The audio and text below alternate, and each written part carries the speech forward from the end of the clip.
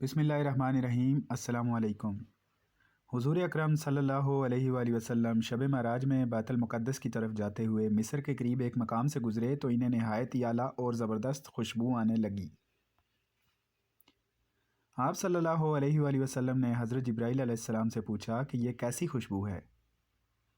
جواب ملا کہ فرعون کی بیٹی کی باندی مشاطہ اور اس کی اولاد کی قبر سے آ رہی ہے۔ پھر حضرت جبرائیل علیہ السلام نے اس کا قصہ بیان کیا کہ مشاطہ فرعون کی بیٹی کی خادمہ تھی اور وہ خفیہ طور پر اسلام قبول کر چکی تھی۔ ایک دن فرعون کی لڑکی کو کنگھی کرتے ہوئے اس کے ہاتھ سے اتفاقاً کنگھی گر پڑی۔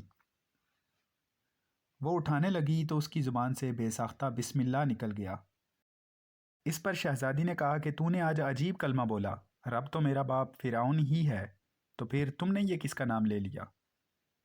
اس پر اس نے جواب دیا، فرعون رب نہیں ہے بلکہ رب وہ اللہ تعالیٰ ہے جو مجھے، تجھے اور فرعون کو روزی دیتا ہے۔ شہزادی نے کہا، اچھا تو میرے باپ کے سوا کسی اور کو اپنا رب مانتی ہے؟ اس نے جواب دیا، میرا اور تیرا رب اللہ تعالیٰ ہے جو بلندیوں اور بزرگی والا ہے۔ فرعون نے اسی وقت حکم دیا کہ تانبے کی جو کائے بنی ہوئی ہے اس کو خوب تپایا جائے، اور جب یہ بالکل آگ جیسی ہو جائے تو اس کے بچوں کو ایک ایک کر کے اس میں ڈال دیا جائے، آخر میں خود اسے بھی اسی میں ڈال دیا جائے۔ چنانچہ وہ گرم کی گئی۔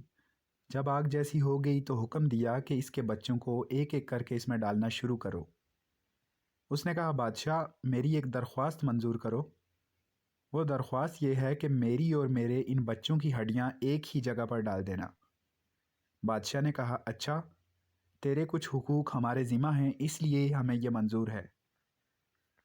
اس کی دونوں بچیاں اس کی آنکھوں کے سامنے اس میں ڈال دی گئیں۔ وہ فوراً جل کر راکھ ہو گئی۔ پھر سب سے چھوٹے بچے کی باری آئی جو ماں کی چھاتی سے لگا ہوا دودھ پی رہا تھا۔ فرعون کے سپاہیوں نے اسے گھسیٹا تو اس نیک بندی کی آنکھوں میں آنسو آ گئے اور آنکھوں تلے اندھیرا چھا گیا۔ اللہ تعالیٰ نے اس بچے کو اسی وقت زبان دے دی اور اس نے بآواز بلند کہا، اماں جان افسوس نہ کریں، اماں جان ذرا بھی پس و پیش نہ ہوں، حق پر جان دینا ہی سب سے بڑی نیکی ہے۔ چنانچہ انہیں صبر آ گیا۔ اس بچے کو بھی آگ میں ڈال دیا گیا اور آخر میں ان کی ماں کو بھی آگ میں جلا کر مار دیا گیا۔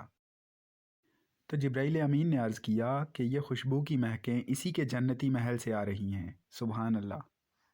امید کرتا ہوں آج کی ویڈیو تمام دوستوں کو پسند آئی ہوگی۔